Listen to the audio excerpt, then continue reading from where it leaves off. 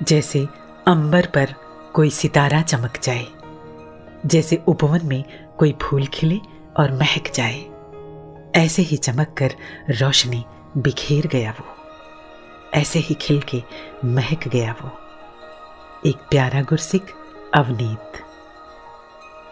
एक अभिनेता जो जिंदगी के रंगमंच पर हर रोल में फिट हो गया, हर पात्र को बाखूबी निभा गया।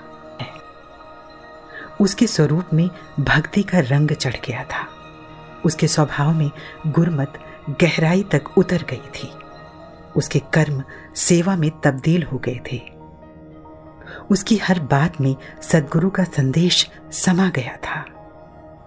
आइए सुने उसकी गुरमत से भरी बातों को, उन्हीं संदेशों को।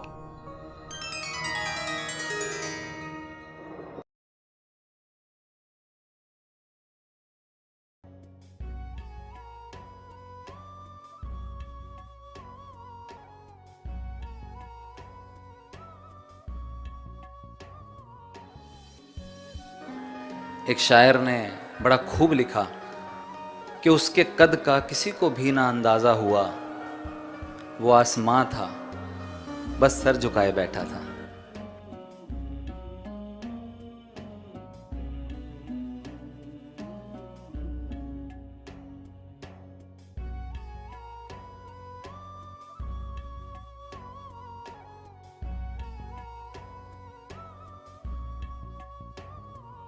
जिस्म की हरकत को ही जो सेवा समझ बैठे, भाव जो लाजिम था मगर दरकिनार कर बैठे।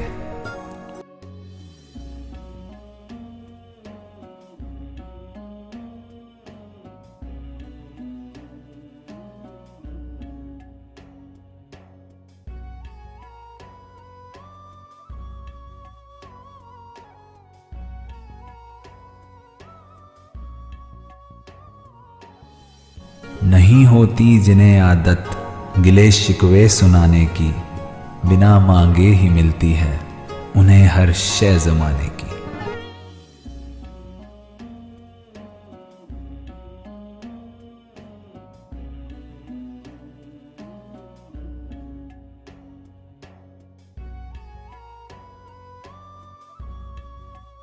आइए भुल्लर साहब, क्या हाल है?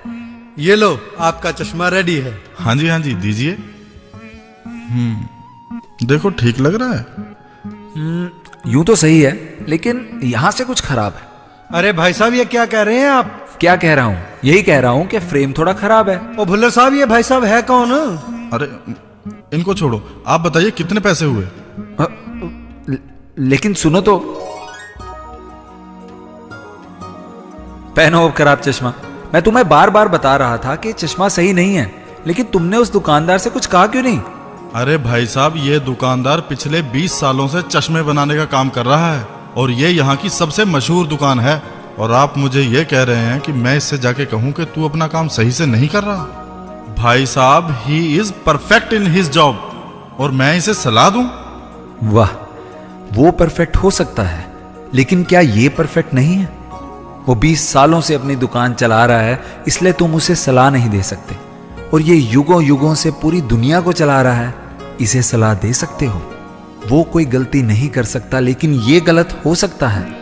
उसको कुछ भी सुनाने में इतनी झिझक, और इसको कुछ भी सुना सकते हो? मुझे एक रोल मिला है बस। I am not the director, director is God. Is just given me this role to play in this world. मैं सिर्फ वो रोल अदा करूं, और वो अगर मेरा गुरु, मेरे पास एक लॉर्ड मास्टर है, मुझे बता रहा है कि वो रोल ऐसे प्ले करना है, डायरेक्टर बताता है, हमें ब्रीफिंग देता है कि मैं इस कैरेक्टर से ये चाहता हूँ, मैं सिर्फ वो रोल अदा करूँ।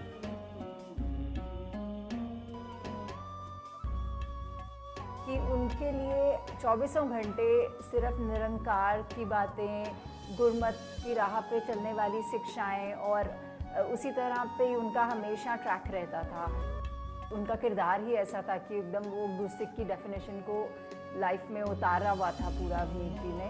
फिर वो हमेशा एक ही बात बोलते थे कि मैं सिर्फ इनके दर का एक दास हूँ, और अगर इनके साथ एक कमरे में भी खड़े होने का भाग्य मिल रहा है तो वो भी बहुत बड़ी बात है। ऐसे भी ना खड़ा हो जाऊँ कि बहुत ही कैजुअल रहूँ, मुझे वो भय होना चाहिए हमेशा। और जब तक सद्गुरु अगर सामने हैं तो एक एक वर्ड को भी वो तोल कर ही मुंह से बाहर निकालते थे। और वो सिर्फ सद्गुरु के सामने होने की बात नहीं है, जब वो नहीं भी होते थे सामने तो भी बोलते थे कि निरंकार रूप में हमेशा हाजिर हैं। तो एक एक चीज़ जो भी वो करते थे या बोलते थे वो पहले इतना एनालाइज करके कि एक एक शब्द मेरी ये गुरमत के ऊपर ही बेस्ड होना चाहिए। मैं सासंगत भूल ना जाऊं कि जो मेरी कदर है इस दुनिया में वो आपकी वजह से है। आपका नाम जुड़ा है तभी तो ये सत्कार मिलता है। एक पल के लिए नाम जुदा हो जाए तो इस दुनिया में कोई नहीं पहचानेगा।